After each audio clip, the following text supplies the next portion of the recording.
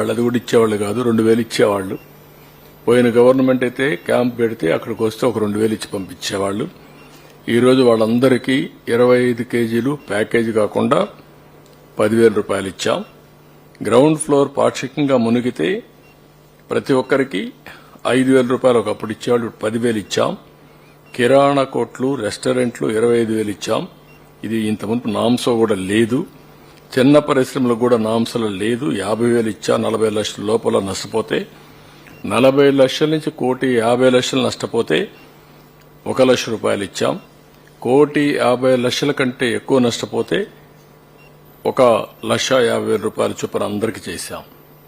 అదే మరి 3 వీలర్ 3,000 రూపాయల చొప్పున అందరికీ ఇచ్చాం. ఆటో అది లేదు ఇంత మునుపు అయితే. ఆటో అయితే 5,000 రూపాయలు, దాన్ని 10,000 రూపాయలు ఇచ్చాం. తోపుడు బండికి 5,000 ఉంటే 20,000 ఇచ్చాం. చేతి వృత్తులు, చేనేత వాళ్ళకి 10,000 ఉంటే 25,000 ఇచ్చాం. చేతి వృత్తుల ముడి సరుకు 5,000 ఉంటే 10,000 రూపాయలు ఇచ్చాం. వరి 10,000 నుంచి నేను 20,000 చేశాను. ఆ మధ్యకాలంలో వీళ్ళు వచ్చి రివర్స్ చేసి 16,000 చేశారు. ఇప్పుడు 25,000 రూపాయలు చేశాం. ఒకటేసారి 16,000 నుంచి 25,000 చేశాం.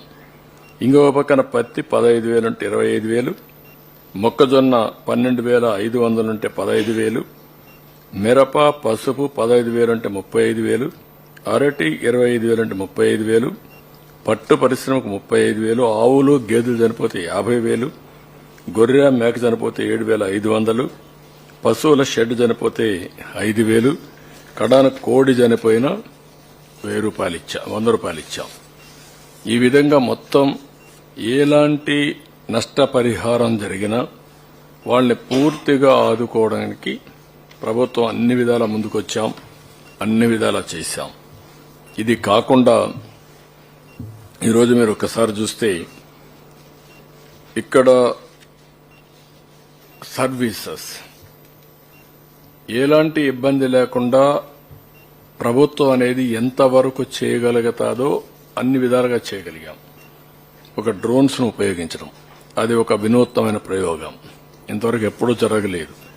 ఫ్లడ్ ఏరియాల్లో డ్రోన్స్ ఉపయోగించి ఫుడ్ గాని, ఊర్లో ఉండే గార్బేజ్ గాని ఎస్టిమేట్ చేసి అలర్ట్ చేసి ఇమీడియట్ గా ఒక 20,000 మెట్రిక్ టన్స్ గార్బేజ్ ని 10 రోజుల్లో లిఫ్ట్ చేశామంటే, అదే మరి ఎక్కడికక్కడ చోక్ అయిపోయినటువంటి డ్రైన్స్ అన్ని కూడా డ్రోన్ ద్వారా ఐడెంటిఫై చేసి అవన్నీ క్లియర్ చేసి ఆ నీళ్లని కింద తీసుకుపోయామంటే, ఒక పక్క నారాయణ 24 గంటల ఆ పని మీదనే ఉన్నాడు. ఇంకో పక్క గండి పడిపోతే రామానాయుడు అక్కడే ఉన్నాడు, లోకేష్ గారు అక్కడికి వెళ్లారు. అంటే ఎవరి పార్టీకి వాళ్ళు, ఎవ్వరు ఏ పని చేయాలనో ఆ పని చేసి ముందుకు పోగలిగాం. కలెక్టర్స్ కూడా సమర్థవంతంగా పనిచేశారు, యంత్రాంగాన్ని బాగా నడిపించారు. ఇంకా సీనియర్ ఆఫీసర్స్, సిసోడియా గాని వీళ్ళంతా కూడా చాలా సిస్టమేటిక్ గా, పగడ్బందీగా ఏం చేయాలన్నా అవన్నీ కూడా చేసే పరిస్థితికి వచ్చారు.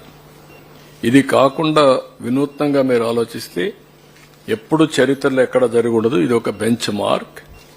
దగ్గర 75,000 హౌసెస్ ని క్లీన్ చేయించి, రోడ్లు క్లీన్ చేయించడం, ఏవైతే ఫైర్ ఇంజిన్స్ పెట్టి సెల్లార్స్ లో ఉండే వాటర్ అంతా లిఫ్ట్ చేయడం, ఇది ఒక వినూత్నమైన కార్యక్రమానికి శ్రీకారం చుట్టాం.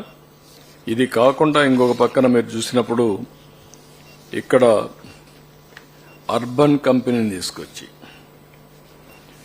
మొత్తం 500 మందిని ఇక్కడ మనుషులను పెట్టి, ప్లంబర్ కావాలన్నా, కార్పెంటర్ కావాలన్నా, ఎవరు స్కిల్డ్ లేబర్ కావాలన్నా వాళ్ళందరినీ పంపించి దగ్గర 5,900 కంప్లైంట్స్ ని పూర్తి చేశాం.